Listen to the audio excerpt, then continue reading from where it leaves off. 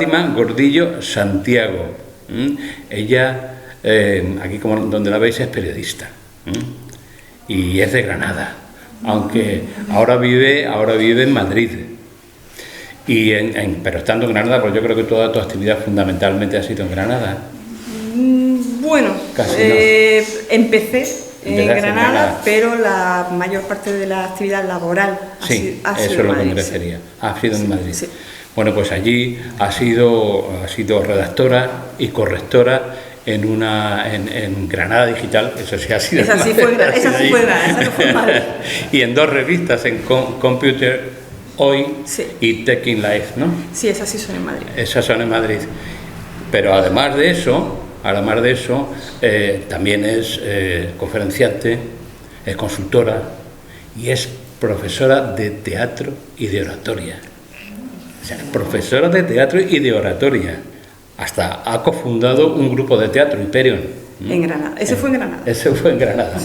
Y luego ha sido también en Granada, ha dado clases en la Escuela Superior de Comunicación de Granada. De teatro. Y de teatro. Pero allí, en la Escuela Superior de Comunicación, di clases de teatro. De teatro. De oratoria, no de teatro. De teatro. O sea, que saber sabe de todo esto. Hacer el indio, sí.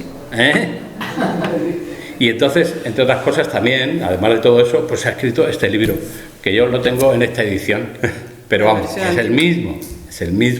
Este es el que ha publicado Amazon, ¿no? Y este es el que ha publicado Ediciones Obelisco. Este es de abril de 2021 y este no sé si es posterior. Octubre de 2022, o sea, salió el mes pasado. Ah, caramba, pues entonces 1 año y medio antes es el que tenemos, el que yo me he leído,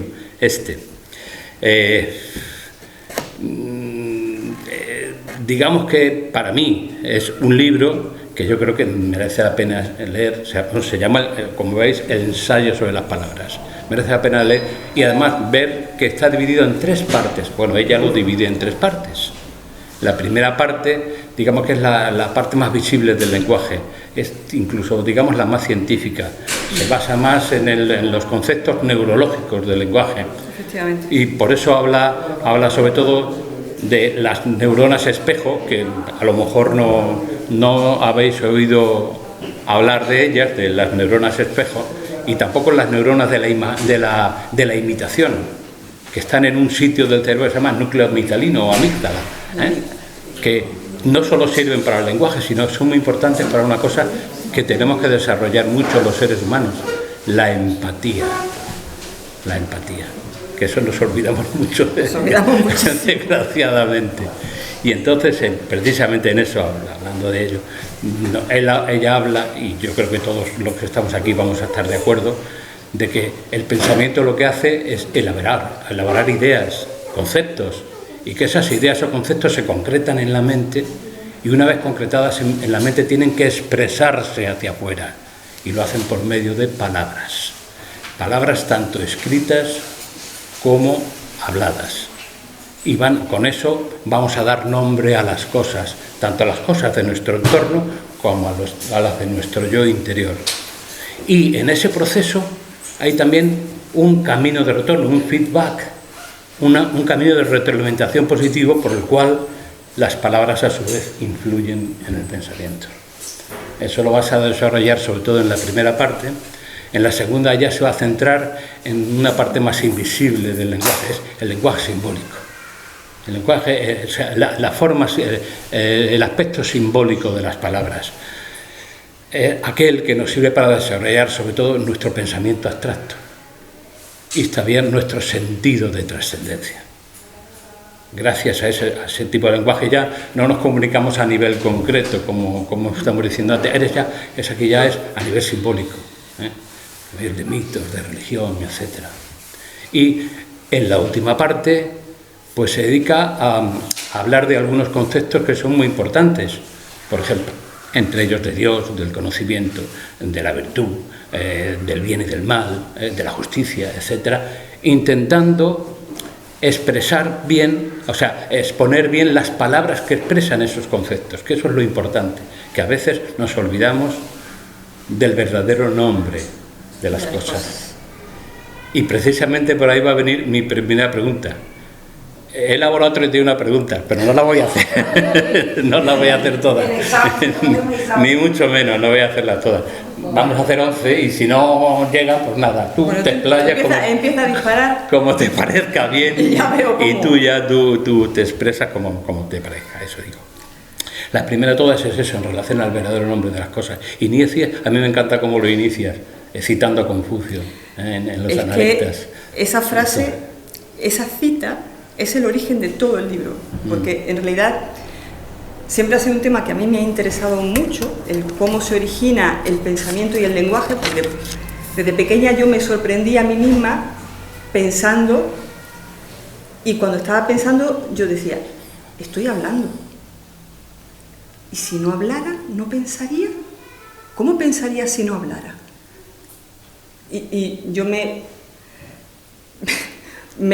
inquietaba mucho todo eso, pero desde muy pequeña. Entonces, son temas que siempre que he tenido ocasión he indagado, tanto por la parte de la ciencia como por la parte de la simbología, etc. Y cuando di con esa frase de Confucio, que si queréis la... Sí, dila, como si yo me la sabía, como si me la supiera de memoria. Es muy bonita la anécdota. Pero a mí me impactó de tal manera cuando la leí, que fue realmente el desencadenante de recoger todo el material que había estado uniendo y recogiendo durante años y ponerlo todo en orden. Fue eso, porque me impactó muchísimo. Dice, Confucio decía con frecuencia que bastaba con que un gobernante lo emplease para poder realizar muchas cosas en un año y lograrlo todo en 3. Un día un discípulo le preguntó, si un rey fuese a confiarte un territorio que pudiera gobernar conforme a tus ideas, ¿qué es lo primero que harías? Y Confucio respondió, mi primera tarea sería, sin duda, rectificar los nombres. Rectificar los nombres. Al oír esto, el discípulo quedó intrigado. ¿Rectificar los nombres? ¿Y esta sería tu primera prioridad? Está bromeando. Confucio tuvo que explicar, si los nombres no son correctos, si no están a la altura de las realidades, o sea, si no están expresando realmente lo que contiene ese nombre, el lenguaje no tiene objeto. Si el lenguaje no tiene objeto, la acción se vuelve imposible y por ello todos los asuntos humanos se desintegran y su gobierno se vuelve sin sentido e imposible. De aquí que la primera tarea de un verdadero estadista sea rectificar los nombres. Y entonces fue como decir, realmente no solamente es que puede inquietar la relación del lenguaje con el pensamiento, es que es algo importante. Si Confucio dice que esto era esencial para que se pudiera hacer el buen gobierno, quiere decir que las palabras, que en realidad son recipientes de una idea, son importantes, son muy importantes. Y todo lo que hay detrás de esa primera anécdota, que es lo que abre el libro, viene por eso, porque necesitaba saber cómo es posible que eso sea así de importante. Es decir, la correlación entre el pensamiento, la palabra y la acción. Y la acción, claro, porque luego es llevar a cabo las cosas de la manera correcta. Sí, no quedarte solo en la teoría, sino luego llevarlo a cabo. Ahora te iba, saltando preguntas, iba a centrarme en la importancia que le das a la vida social en los seres humanos. Lo importante que es, dentro de esa vida social, el contacto entre los seres humanos, lo fundamental. Y cómo, desgraciadamente, últimamente estamos perdiendo un poquito todo eso, porque en vez de haber contacto social, cada vez tenemos contacto a través es un contacto digital, online. Entonces, me gustaría que hablaras de eso y cómo valoras esa inteligencia artificial y la importancia que puede tener. Es que es otra de las cosas que, de alguna forma, de manera intuitiva, podemos decir, el poder relacionarnos con la gente es importante, es necesario, hay un cierto calor, hay una cierta relación entre nosotros que ese contacto, esa cercanía nos ayuda de alguna forma a estar mejor nosotros mismos. Pero si indagamos incluso científicamente, Pues es que es así. Esa relación social, por ejemplo, en esa primera parte del libro que habla de las neuronas espejo, sí, desde el punto de vista científico, lo que se ha descubierto es que las neuronas espejo, que son aquellas que nos ayudan a aprender imitando, están más centradas en aprender del otro que en ti mismo. O sea, que realmente lo que el ser humano necesita para desarrollarse como ser humano individual es la vida social, es estar enfocado en el otro, mirar al otro, observar al otro, entender al otro, tener empatía con el otro, y así desarrollamos nuestro ser individual necesariamente en contacto con los otros, pero no solamente en contacto, comprendiendo a los otros, aprendiendo a comprender a los otros, que es magnífico, porque es tan humano. Es tan humano. Y por eso dices que a lo mejor tanto internet no puede es ser. una herramienta magnífica. Sí, internet supuesto. es una herramienta como magnífica. Como todas, cualquiera tiene como dualidad. todas. Sí. Pero lo que sí está, yo creo que el sentido común, que es, como dicen, el menos común de los sentidos, común de todos. es un gran maestro. Pero como en este mundo a todo el mundo le gusta, pues, que te den un estudio que te demuestre lo que ya todo el mundo sabe, lo que todo el mundo intuye, necesita el estudio científico, pues científicamente se han hecho estudios y está también bastante probado que la enseñanza, sobre todo hablando de la enseñanza, el aprendizaje, sobre todo en los niños, cuando se hace como herramienta principal la pantalla, si esa es la herramienta principal del aprendizaje, si no es con un contacto directo personal, la capacidad de aprendizaje se limita muchísimo. O sea, se pierde, y no solamente se pierde capacidad de aprendizaje, sino también la capacidad de hablar. O sea, se pierde vocabulario, se pierde léxico. Es una cosa terrible. Pero no hay, que ver en WhatsApp. No hay nada que sustituya el contacto humano a la hora de enseñar y aprender. Esa es una cosa interesante. Es fundamental, sí. Y por eso lo dicen los niños y los jóvenes. Ahora tú ves lo que escriben en WhatsApp o en su TikTok o en lo que sea. Lo que escriben, dice. Yo alguna vez mi hija me manda mensaje y digo, hija, ¿qué has puesto aquí? ¿Qué pone aquí? Eso, no entiendo nada. Claro, por eso hay un cierto empobrecimiento. Sí. No de la palabra, sino del pensamiento que es expresado en esa palabra. Es que va asociado una cosa con la otra. Claro. Pierdes palabras, pierdes capacidad de expresar ideas, porque van intrínsecamente unidas unas a la otra. Es que yo creo que es básico el decir eso, el comprobar eso. Y ahora te voy a preguntar una cosa que tú te extiendes todo lo que quieras o no dices nada, como quieras. ¿Piensas que hay una raíz lingüística común que ha dado lugar a todas las lenguas?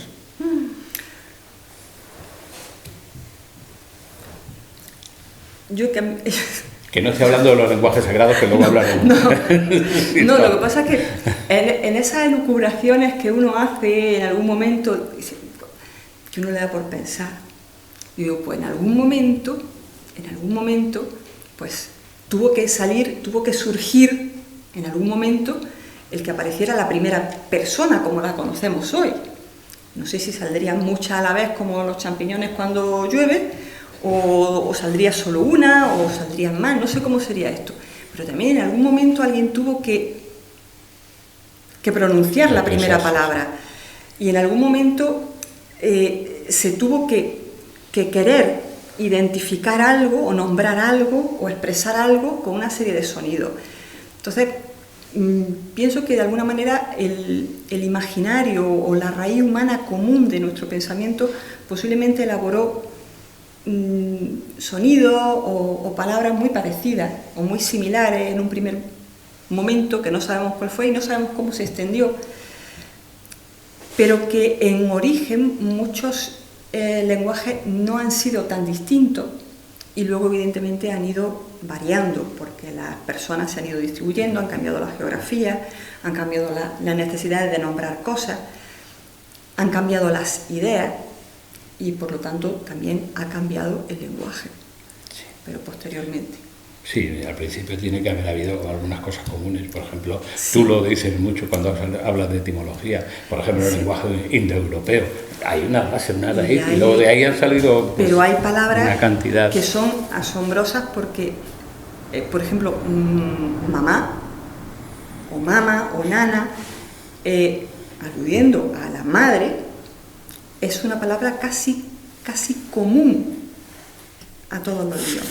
Casi común a todos, pero no solamente en Europa, también en África, también en América. Hay una palabra, o mama, o nana. algo muy sencillito. Sí, pero así. Y es una palabra común. Y hace poco, no está en el libro porque lo he encontrado mucho después, encontré un estudio muy interesante que me pareció muy chulo, donde hay representaciones muy antiguas, paleolíticas, de mujeres dando a luz, que tienen esta postura que están agachadas, que están con las piernas abiertas, dando a luz, en el acto de dando. Y es una imagen que se repite en el paleolítico y en el neolítico en casi todas las culturas de Europa, de la India, África, etc. Es la misma representación. Y luego esa imagen se fue haciendo cada vez más esquemática hasta que quedó la M.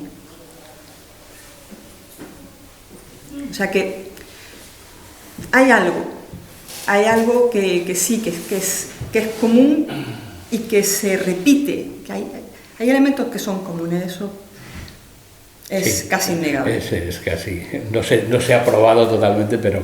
Hombre, evidentemente hay lugares donde no, no podemos ir, en todas partes es así, no. Pero es curioso que sean elementos que en general son comunes. En general son comunes.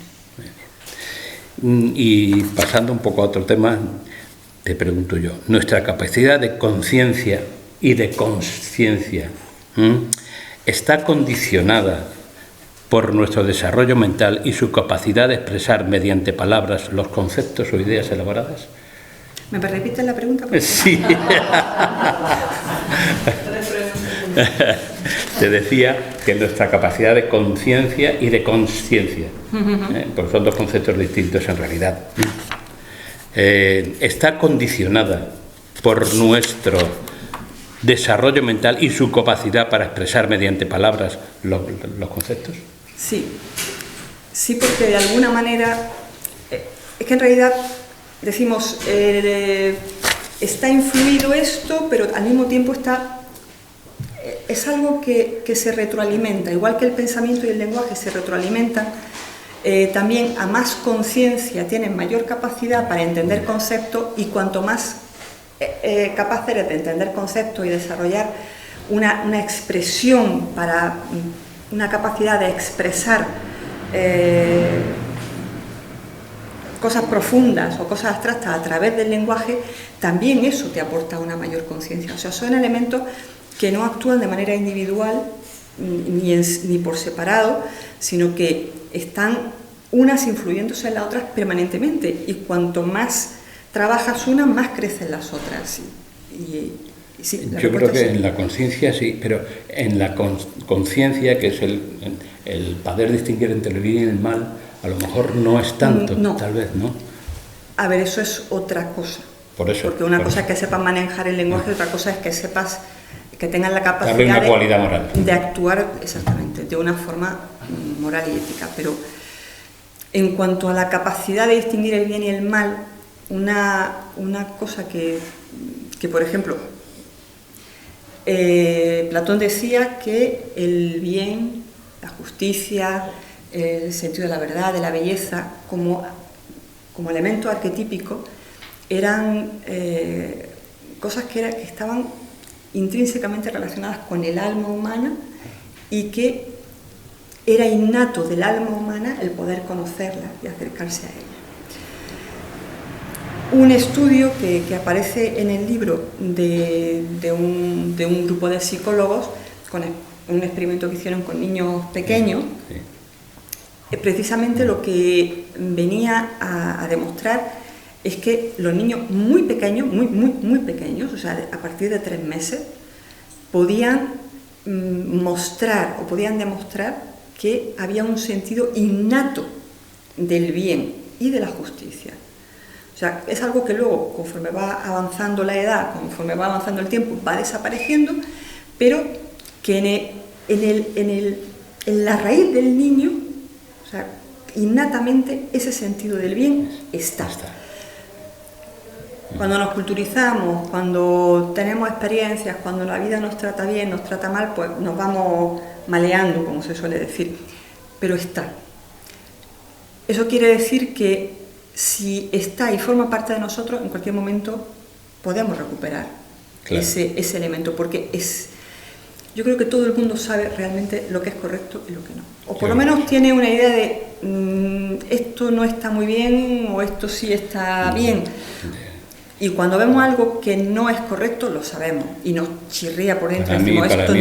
Para mí eso es más innato que la conciencia, que eso tienes que, a través del contacto con las cosas, claro, contigo mismo, tienes que aprenderlo. Pero ese concepto de bien y mal, esa dualidad básica... Lo reconocemos, sabemos reconocerlo. Eso es lo que yo creo. Lo reconocemos. No. Otra cosa es que luego seamos capaces de actuar conforme a ello. Eso ya... Es otra historia. Pero cuando lo vemos, lo reconocemos. Y cuando vemos una injusticia, la reconocemos. Y cuando vemos algo que no está bien, lo reconocemos. Sí, yo pienso como tú, totalmente. Ahora una pregunta más sencilla, si quieres. Más sencilla, vale. Vale. ¿Qué importancia tiene la imaginación para el hombre? Toda. Venga, expláyate. Pues toda, porque es una de las cualidades más humanas que tenemos. Fijaos que siempre se habla de la diferencia entre lo humano y los animales, y muchas veces se intenta más hablar de la proximidad que tenemos con los grandes simios, qué poca diferencia genética tenemos con ellos, qué parecidos somos, pero sí, con todos los elementos que tenemos parecidos, el pequeño porcentaje de diferencia que tenemos, por lo menos el porcentaje genético que tenemos, que es un 5%, no solo que tiene ese 5%, pero es brutal. Es un abismo. Es un abismo el tener la conciencia de uno mismo, el tener la capacidad de abstracción, etc. Pero luego... el ser capaces de imaginar es una habilidad que no tiene nadie, no, que los hombres.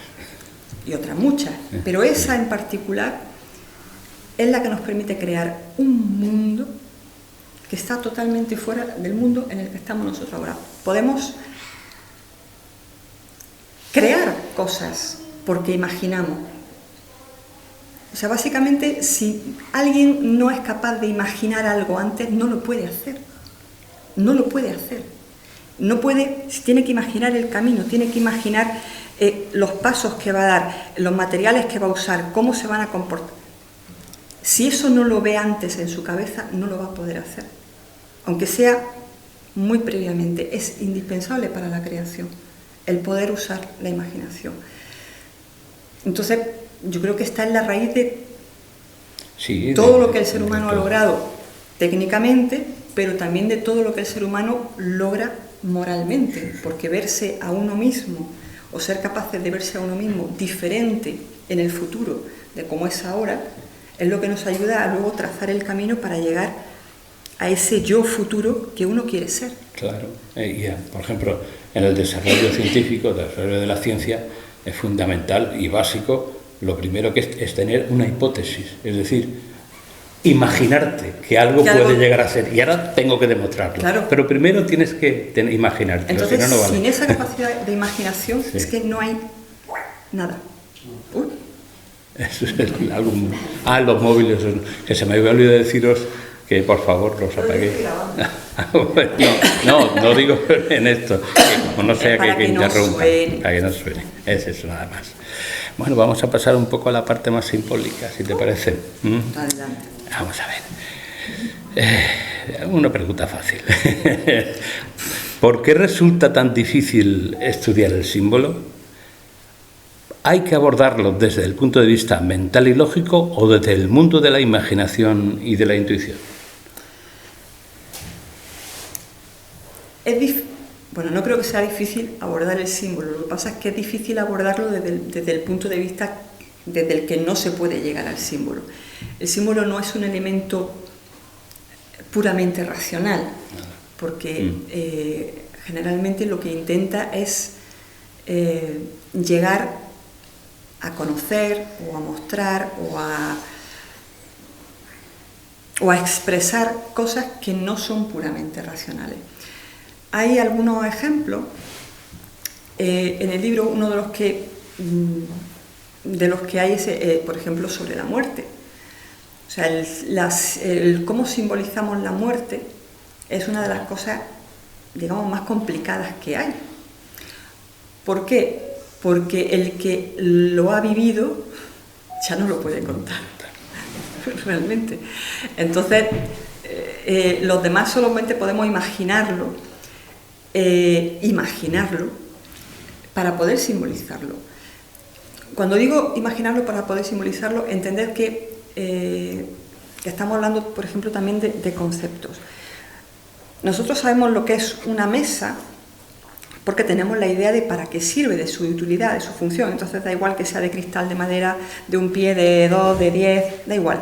Reconoce una mesa porque tienes el concepto de cuál es el objetivo, la función de la mesa. Y por extensión, pues le puedes dar elementos simbólicos, el símbolo del altar, etcétera, porque pues tiene una serie de usos, o ha tenido una serie de usos rituales que te pueden evocar también pues, la sacralidad de un altar o algo así. Pero luego hay cosas que no las puedes expresar de una forma clara, con una imagen clara, pues como el amor, como la muerte, como el valor, como la justicia. Son conceptos abstractos. Esos conceptos abstractos tienes que darle una forma para poder comprenderlo. Si no le das una forma, si no le das un contenido, es muy difícil poder plasmarlo y entenderlo.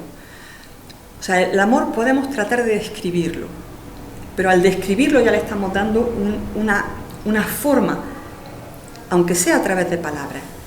Y luego necesitamos darle también una imagen al amor, darle una imagen a la muerte, a la justicia, porque si no, no podemos verlo, y si no lo vemos no lo podemos entender, aunque sean palabras, aunque sea en una descripción, pero necesitamos eso, porque si no, no aterriza, la idea no llega a aterrizar y no la podemos comprender. Hasta que no intentamos bajar la idea, expresarla con palabras, aunque sea en nuestro pensamiento, y luego darle alguna representación, alguna forma de poder verlo, es muy difícil poder profundizar en esos símbolos. Y se me ha olvidado lo que me has preguntado. Pues es que el concepto, que el símbolo es difícil de captar porque tiene muchas capas. Y entonces, al tener muchas capas, vamos, bajo mi punto de vista, es difícil expresarlas todas de una forma comprensible para el otro. La captación no puede ser nunca racional o lógica. No puede ser, porque además, como digo, hay una parte del símbolo que no se puede captar con la mente racional. Tienes que usar una parte de tu mente que es pararracional, que es tu parte simbólica, tu parte imaginativa. Tu intuición también, un poquito, ¿no? De alguna forma también, sí. Es que no me gusta usar la palabra intuición porque me da la impresión de que no se entiende correctamente, claro. Que uno piensa que una intuición es como una especie de pálpito que a uno le da, y no es exactamente eso, es una capacidad de captar verdades, esencias que va más allá de la mente. Sí. Entonces, desde ese punto de vista, claro. Sí, hay una parte de ti que reconoce, si es verdad lo que decía Platón, reminiscencia, que hay unos elementos que son innatos al ser humano y que son propios nuestros, pues de alguna forma podemos tener la capacidad de comprenderlo sin necesidad de que la mente racional intervenga. De decir, vale, lo entiendo, lo he entendido. Y el símbolo ayuda a eso, porque está por encima de la mente racional. Exactamente. Ayuda a eso. Sí. Por eso decía yo la intuición en el sentido que hemos dicho aquí, no del pálpito. No. No, del pálpito, no. Sí, en ese sentido no, sí. En ese sentido sí. Y viéndonos a otra cosa porque es la misma en realidad, los mitos para el hombre siempre han tenido pues una importancia enorme. ¿Pero tú crees que siguen siendo importantes actualmente? Muchísimo. Eso sí que me gustaría que lo desarrollaras, sí. Los mitos siempre han sido importantes porque a través de los elementos simbólicos narran una historia humana, narran una historia que tiene que ver con nosotros, con nuestros propios temores, nuestros anhelos y las cosas a las que diariamente tenemos que enfrentarnos. O sea, casi que nos vamos a cualquier mito y hablan de dioses, de héroes, etcétera, pero las cosas a las que se tienen que enfrentar esos héroes y esos dioses o semidioses son cosas muy humanas. Dragones, muy humano un dragón, no, pero representan las cosas que nos dan miedo, las cosas que nos parecen enormes y ante las que tenemos que enfrentarnos diariamente. A eso me refiero con que representan cosas muy humanas. Representan las cosas que nosotros vivimos diariamente y no tenemos que irnos a luchar con magia ni con varitas mágicas. Entonces entran muy bien en nosotros esos relatos míticos cuando encajan con el esquema de los mitos tradicionales, que Joseph Campbell lo describió muy bien en el ciclo del héroe, que dice, en todos los relatos míticos que realmente captan la esencia de lo que es la vida, la experiencia de prueba del ser humano, hay unos elementos de viaje, de salida, de prueba, de alguien que te ayuda, un maestro, un adversario y una serie de retos. Hoy nos alimentamos mucho de los mitos antiguos, los seguimos usando, y en los lugares donde se ha dicho aquí ya no hay más religión, más mitos, más no sé qué, más no sé cuánto, se acabó, aquí todos racionalistas, todo, pues se ha mitificado al líder, al jefe, al lo que sea, porque es algo consustancial al ser humano. Necesitamos el relato mítico, el relato heroico, el relato del que ha vencido, del que se ha convertido en un héroe, que era un mortal común como nosotros, pero ha conseguido hacer algo sobrenatural, y eso inspira a los demás. Entonces es fundamental, y donde se ha tratado de que desaparezcan, se crean. Y fíjate si son importantes, que todavía estamos en el siglo XXI, ¿no? Pues damos charlas sobre, o se da una charla sobre el mito de Heracles, Teseo, y la gente está intrigadísima y quiere y lo busca, y Harry Potter y el Señor de los Anillos. Eso es lo que te iba a decir. Ahora a lo mejor no se habla tanto del mito de Hércules o de Prometeo, todo, etc. Pero sigue el mismo ciclo. Por ejemplo, tienes a Indiana Jones, que para muchos sigue el mismo ciclo. O tienes la Guerra de las Galaxias, que están diciendo más es o menos el mismo. Es lo tienen mismo. los mismos elementos, tienen los mismos elementos claro. simbólicos todo ello, por eso atraen tanto, claro. Porque te hablan de un héroe, de unas pruebas, de unos malos, de que tú representas el bien, ellos representan el mal, tienes que luchar, tienes un maestro que te guía. Sí. Es un modelo que es tan propio nuestro, que no falla nunca. Yo creo que el mito no se acaba. No se acaba. Se puede transformar. Se puede transformar, sí. No. Y si en algún sitio los intentan limitar, yo creo que surgen otros, porque claro. es necesario. Sí. Estoy totalmente es necesario. Es verdad. Hablando de idiomas, de lenguas, de lenguajes, creo que actualmente hay, según tú en tu libro, unos 7.000. ¿En serio? Sí, eso dices. ¿Eso seguro? Sí. No solo dices que hay 7.000 idiomas, sino que se está perdiendo un idioma cada muy poco tiempo, cada semana o una cosa, no me acuerdo, sí. Sí, hay unos datos bastante escalofriantes sobre la pérdida de lenguas. Son lenguas que quedan de forma residual, a lo mejor, en pueblos aislados, ¿no? en tribus muy aisladas. Evidentemente la civilización llega, para poder comerciar necesitan hablar el idioma digamos más común, y el viejo idioma, el viejo lenguaje se acaba cuando muere la última persona que lo habla. Ese idioma desaparece. Eso. Y ya no se recupera más. Si no ha quedado nada escrito, ya no se recupera más.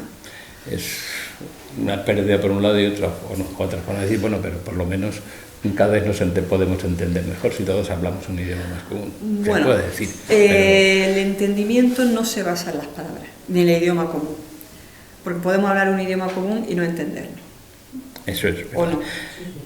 De hecho, hablamos un idioma común y no nos entendemos la mitad de las veces, porque lo que realmente nos ayuda a comprendernos es compartir experiencias. Cuando tienes experiencias comunes, el contacto, cuando has tenido claro, exactamente vivencias comunes con otra persona, dices, ¿a que sí? Pues sí, y ya está, ya se ha dicho todo. Comprendes lo que se quiere decir. Entonces, la comprensión no está en las palabras que se usan, sino en los elementos que compartes con la gente. Sí, al fin y al cabo, la palabra puede expresar de forma distinta un determinado concepto, pero el concepto expresado en cualquier idioma es el mismo, que eso es lo que es importante. Pero es que además pasa una cosa curiosa, incluso teniendo más o menos claros los mismos conceptos, si una persona tiene, digamos, una predilección o una mayor tendencia por su educación, por las costumbres de su familia, a entender que tales palabras significan o se entienden como en este sentido, puede que no te entienda. O sea, puede que le esté dando un sentido diferente del que tú le estás transmitiendo o queriendo transmitir. Entonces, cuando digo que tiene que ser experiencias compartidas, que tenéis que compartir los mismos códigos, que tenéis que saber exactamente de qué estáis hablando cada uno. Y a veces es bueno, antes de hablar, decir, bueno, vamos a hablar de esto. A ver, ¿tú qué entiendes por esto? Vale, yo es que entiendo otra cosa. Porque a lo mejor estáis hablando de una palabra, de un elemento. Vamos a hablar de justicia, por ejemplo. Y uno está diciendo una cosa y el otro otra y acaban a gritos y no se ponen de acuerdo. ¿Por qué? Porque uno entiende por justicia una cosa, el otro entiende otra y no están entablando la comunicación de ninguna de las maneras. Vamos a definir los conceptos, vamos a ponernos de acuerdo, o por lo menos vamos a saber, tú qué entiendes por esto y yo qué entiendo por esto. Y entonces ya podemos decir, ah, vale, pues entonces vamos a referirnos a esto y vamos a hablar sobre esto. Entonces ya tener el punto en común, ya puede hablar. Claro. Si no, es una locura. No, efectivamente. Y en este sentido, bueno, en el sentido un poco más contrario, más específico, quería que nos hablaras un poquito de los lenguajes mistéricos, de los argots, o como también los llamas, lenguajes de los pájaros. También se llama. De los pájaros. O sea, lo que se puede hablar en la alquimia, en la cábala o en la I Ching, en fin, lo que sea. Esos lenguajes más específicos. ¿Puedes hablarnos un poquito más de eso y la importancia que puede haber tenido? Es que son secretos. Son secretos. Son secretos. Sí, es verdad. Es verdad. No se puede hablar sin que me parta un rayo. No es... Hablamos de cábala, hablamos de alquimia, del lenguaje, sí. De hermética, o lo que sea. De los lenguajes herméticos, de jeroglíficos, etcétera. Cuando hablamos de lenguaje mistérico, a mí lo que siempre me ha sorprendido es comprender que en realidad son lenguajes que están destinados a que la gente que realmente quiere recorrer ese camino, lo recorra y lo entienda. Y el que no, se pierda y muere ahí perdido, loco, sin entender absolutamente nada. Porque es una forma de proteger una serie de ideas, una serie de conceptos que realmente, y aunque en este mundo se habla mucho de compartir ideas, pues hay cosas que en malas manos son muy peligrosas. Entonces, el poder proteger ciertas cosas con un velo simbólico, de alguna manera ayuda a que no todo el mundo lo pueda comprender y que el que realmente tiene interés lo acabe descubriendo, sobre todo cuando indagas y te das cuenta de que algunos elementos simbólicos, para poder comprenderlo, tu vida moral y tu Y tu ética personal tiene que ser de una determinada manera. Quiere decir que no solamente garantizan que la persona que acceda a esos conocimientos tenga la capacidad de interpretar esos símbolos, sino que se desarrolle como internamente sea una persona, digamos, que no vaya a hacer ninguna locura con esos conocimientos. Por un lado, esa es una de las cosas que a mí más me ha sorprendido de esos lenguajes mistéricos que además luego podemos decir la cábala, la alquimia, etcétera, y cada uno tiene una serie de códigos y de imágenes y de interpretaciones que dicen, madre mía, esto es de loco. Pues puedes pasar la vida investigando eso y no tienes vida para entenderlo. Y luego, así de fondo, te va naciendo la idea de que los que dominan, los que son capaces de dominar o de entender, de encontrar la clave para entender eso, entienden cualquiera de los demás también. Claro. Porque en realidad no es, voy a decir, no es tan complicado. Sí es complicado para los que somos absolutamente profanos. Pero evidentemente cuando alguien ha conseguido adentrarse con su imaginación, con su capacidad, con su esfuerzo en ese mundo simbólico y entiende las claves, le da igual que sea clave alquímica, que sea clave astrológica, lo puede comprender. Yo creo que lo puede comprender. Porque es algo también que busca el lenguaje común, que busca ser común a todos los que tienen ese nivel. Aquellos que buscan, exactamente. Sí, efectivamente. Viendo una cosa no más sencilla, pero que yo creo que está ya dentro de la pregunta, ya está la respuesta prácticamente, pero te la hago. ¿Ah, sí? Te la hago, sí. O sea, que la has respondido tú. No, es que leyendo tu libro, claro. Dice, ¿hay una posible definición de Dios, de lo divino, o nos tenemos que contentar con entender solamente su manifestación? Creo que no hay una definición de Dios y de lo divino porque no creo que haya nadie que haya podido captar o entender en su profundidad lo que realmente sería la idea de Dios. Yo creo que ni siquiera somos capaces de imaginarlo, y como no podemos imaginarlo, no podemos ni siquiera simbolizarlo.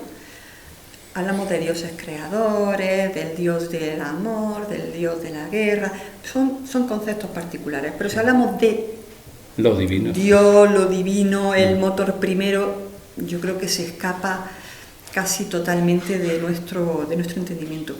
Pero me llamó mucho la atención estudiando las etimologías, precisamente, que hay algo que se repite respecto a los elementos etimológicos que se relacionan con lo divino, y es que en realidad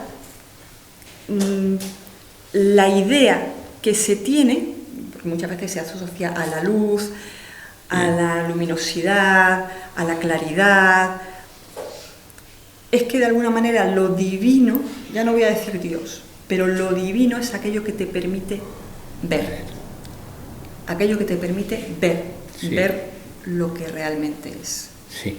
Esa era precisamente la siguiente pregunta mía. Es decir, una... ¿podrías hablarnos de lo que expones sobre el concepto de Dios y de su expresión en algunas civilizaciones? Y concretamente empezaba nuestro conteo, ¿qué significa brillar? Sí, brillar, habla del brillo, pero profundizando eso, profundizando en la etimología, es la idea de aquello que te permite ver. Entonces, es una idea muy bonita, porque plantea la divinidad o muestra la divinidad como, pues sí, lo que te limpia el camino de sombra y te permite ver las cosas con claridad. O sea, te libra un poco de la angustia, de la incertidumbre, de los miedos, de la duda, y te permite ver las cosas como son. Y como idea asociada a la divinidad me parece precioso. A mí también. Me parece muy bonito. Sí, es verdad. Sí. Y por eso cada religión o cada civilización tiene su forma, pero bueno. Sí, el rayo de luz, el ojo, también. Pero no tanto como lo que te está viendo, sino como lo que te permite ver. Efectivamente. Ya, bueno, te lo puedo hacer como última pregunta. Bueno. Ya una cosita más concreta y después si ya queréis habláis vosotros. ¿Puedes hablarnos de la relación de los sabios, es decir, de los que conocen, con las serpientes o dragones? En su dualidad, en su dualidad. En su dualidad. Ya sabes que el dragón o la serpiente tienen una significación dual. A ver si estamos hablando de lo mismo. Te voy a preguntar, ¿exactamente de qué estamos hablando? Estamos hablando de cómo el saber puede utilizarse de un modo u otro. Estamos hablando de lo mismo, entonces. Vale. Con respecto a la serpiente y los dragones, es un símbolo antiquísimo. Antiquísimo. Están los dragones, quizás no como tal, aunque en algunos sitios neolíticos hay representaciones que parecen dragones. Evidentemente el dragón es un animal mitológico. Decir parece un dragón es como... Pero serpientes sí hay desde muy antiguo representadas. De hecho en Göbekli Tepe, 11.000 años, 12.000 años de antigüedad, lo que ahora mismo se le denomina el templo más antiguo conocido. Hay representaciones ya de serpientes, de otros muchos animales, pero es un elemento simbólico de los más antiguos que hay. La serpiente es un ser curioso, ya de por sí cuando lo ves es un ser curioso, pero como símbolo es un animal que repta, que va por el suelo, pero que también puede trepar. En Egipto lo tenían muy claro. La serpiente que camina por el suelo era la serpiente del mal, Apophis. Y aquella que estaba erguida, que era la cobra, es la serpiente de la atención permanente, aquella que te permitía despertar la conciencia. Entonces, decimos, ¿la serpiente es el símbolo del bien? ¿Es el símbolo del mal? Es el símbolo de las dos cosas. ¿Por qué? Porque en realidad lo que la serpiente representa es una potencia, es una capacidad. Es el conocimiento, representa el conocimiento. Pero el conocimiento es bueno, pues depende. Si el conocimiento lo usan mal o no lo desarrollas bien, no es bueno, es malísimo. Pero si lo desarrollas adecuadamente, pues entonces sí, es algo que te permite desarrollar la conciencia y elevarte sobre ti mismo. Y entonces, claro, que hay una ambivalencia. En muchos aspectos, en muchos símbolos, quiero decir, se da esa misma ambivalencia, pero en la serpiente específicamente, porque a veces hay cosas que no son ni buenas ni malas en sí, sino según el uso que se haga de ellas, y eso a veces no lo entendemos, decir, la serpiente es mala, la serpiente es buena, esto es bueno, esto es malo, no, depende. Y en este caso, a la hora de interpretar el símbolo, hay que ver en qué contexto está. Porque según el contexto en el que esté, te está hablando de una mala serpiente, o sea, del mal uso del conocimiento o de la misma ignorancia, que sería lo contrario, o de un conocimiento que te ayuda a desarrollarte o, digamos, a ayudar a otro. Entonces, sí, ahí ha venido la mala o la interpretación un poco sesgada en el cristianismo, ¿no? de la serpiente enroscada al árbol del bien, claro, del conocimiento del bien y del mal. Pero fíjate, ¿no? Que en la mitología y en la simbología, la serpiente que se eleva, aunque sea enroscada en un árbol, en un bastón, es la serpiente precisamente que se usa en el sentido del conocimiento divino, del conocimiento positivo. Por eso digo que entonces, un poco sagrado. Claro, pero sí, es una especie de sesgo, pero claro, dice, qué mala la serpiente que te dio el conocimiento. Y dice, pues sí, un poco. Pero creo que son interpretaciones humanas, no otra cosa. En ese sentido, aunque el texto sea el que es, pero creo que son interpretaciones humanas las que le dan esa connotación casi negativa. Oficial de la Iglesia Católica. Bueno, sí. Pero bueno, que en realidad eso es la dualidad del conocimiento. Pero luego está la serpiente en la vara de Moisés, que también está enroscada, que es la que sana, es la que cura. Y la serpiente claro, y es el mismo caduceo y es la misma vara de Asclepios que se ha usado para sanar, o sea que la serpiente tampoco es totalmente negativa en el cristianismo. Quiero decir que en el cristianismo que depende de cómo le pilla, la usan de una manera u otra. Sí, casi siempre lo he escuchado yo. Qué mala es la serpiente. que nos expulsó del paraíso terrenal.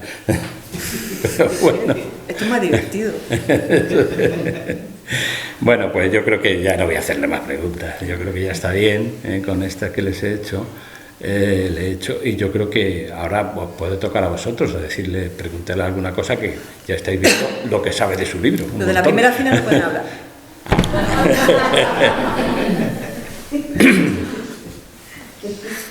Yo tengo una pregunta para Fátima. Dime. Fátima, hemos estado mucho tiempo hablando de dualidad y hemos estado hablando también de la palabra como proyección del pensamiento, ¿no? ¿No te parece que la palabra puede llegar a ser un arma mortífera? ¿La qué? Arma mortífera. Ah, no, mortífera. Bueno, no sé si mortífera, pero un arma sin duda. Es lo mismo que con la serpiente. Es una herramienta. Es algo que tiene un potencial, que tiene una capacidad. Y es, pues eso, una herramienta que cada uno usa de una manera positiva o de una manera negativa. O sea, con una intención mejor o con una intención peor. A veces la usamos incluso sin tener conocimiento de lo que estamos diciendo, a veces, pero sin duda puede ser un arma, porque influye y modifica, ayuda a modificar conductas. O sea, cuando tú eres capaz, y es algo que a mí me preocupa, sinceramente, me ha preocupado mucho trabajando en prensa, lo he visto, cómo se hace un uso de determinadas palabras cuando se quiere transmitir una idea, se quiere meter una idea determinada en los lectores. Eso es manipular. Exactamente, eso es manipular. En política, un abogado. Pero es eso. La palabra tiene una fuerza. Tiene una fuerza muy grande porque está cargada con una idea. Ojo, está cargada con una idea y a veces no es la idea original que tenía esa palabra. O sea, a veces se ha cargado de otra manera. O sea, se le ha dado una carga diferente. Hoy, por ejemplo, yo no sé en el resto de España, pero en Madrid la palabra que más se usa es libertad. Y yo todavía no sé a qué se refiere. Yo no lo sé todavía, porque dice, queremos libertad. ¿Para qué? O sea, ¿quién me está impidiendo a mí nada? Yo me pregunto, yo puedo circular libremente, puedo hablar libremente. Exactamente a qué libertad se están refiriendo, porque yo no lo sé. Votos. Sí, pero dice libertad. Dice, sí, pero ¿para qué? O sea, ¿qué libertad cuál es la que me están vendiendo? Porque no lo sé. Pero es una palabra muy fuerte porque está asociada a mucha idea. ¿Qué pasa? Que conforme la van manoseando de esa forma, va perdiendo. Entonces, de pronto, puede llegar el momento en el que tú digas libertad y realmente haya que luchar por una libertad y esa palabra ya no signifique nada. Y ha dormido a la gente frente a eso. Entonces, claro que hay que tener cuidado. Y lo que decía Confucio de rectificar los nombres es vital, porque hoy hablamos de justicia y estamos pensando en el sistema legal, no estamos pensando en justicia real. Y hablamos de educación y estamos pensando en el sistema educativo, no en la educación.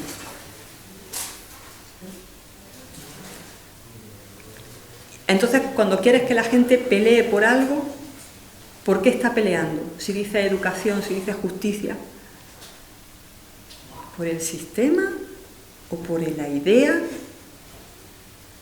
Ya no lo sabe nadie. Entonces, ese manoseo de esos elementos tan importantes, tan contundentes, tan fuertes para nosotros, hace que la palabra, el concepto, la idea, se diluya y perdamos la capacidad de interesarnos o de querer, de que represente algo para nosotros. Es muy delicado realmente. Sí. ¿Tenéis alguna otra pregunta? Sí, yo quería preguntarte, a propósito de la idea un poco de Dios y de cómo acercarnos etimológicamente, que hablabas de una luz, ¿no?, de iluminar y mostrar.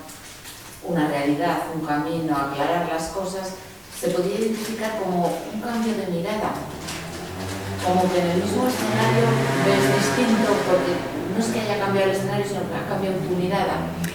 Sí, sí, porque el ver no es ver cosas diferentes, es poder comprender en profundidad las cosas que ya ves. O sea, cuando dice ver con claridad, no es ver otras cosas distintas de las que tenemos delante, sino que yo, por ejemplo, te veo a ti, le veo a él o a ella y puedo ver dentro, puedo ver en la profundidad, veo más, veo con claridad lo que hay ahí. Entonces sí, de alguna manera sí, es eso también. ¿Alguien más quiere preguntar? Si queréis ahora podemos seguir charlando, que vamos a tomar una copita y eso. Te iba a decir ahora, de una manera un poquito más entonces sí. es una forma de, entonces terminamos ya la charla en sí y recordaros que este libro lo podéis comprar, está ahí, y además os lo va a dedicar la autora. Con cariño. Con cariño, eso es.